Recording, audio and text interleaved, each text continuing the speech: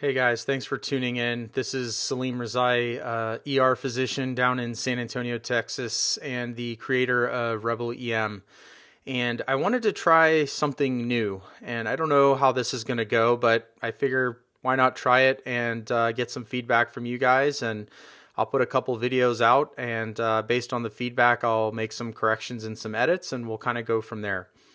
So on the website, one thing that we have done for the last 7 years is that we critically appraise research as it comes out.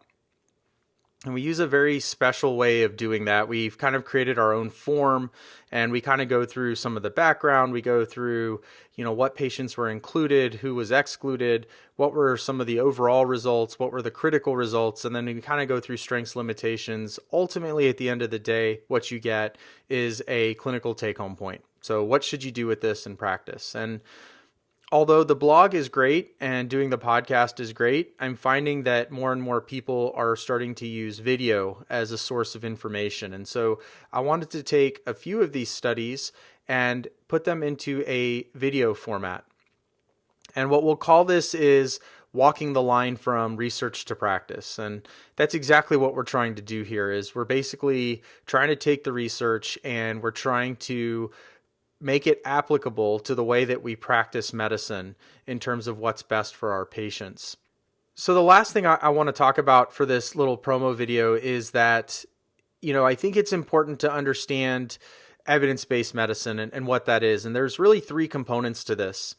There is the relevant scientific evidence, which I'll try and cover during these videos. There is clinical judgment, which is going to be different for each one of us. And then there's the patient values and preferences. And in the middle is where these three things kind of intersect. And that is what evidence-based medicine is. And anytime you do something like this, where you try and do a video to break down a study, I think you clearly cover the relevant scientific evidence. Obviously, I will sprinkle on my own clinical judgment and thoughts.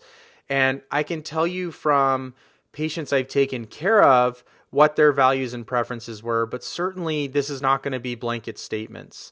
And so we'll kind of see how this goes, and we'll kind of go from there.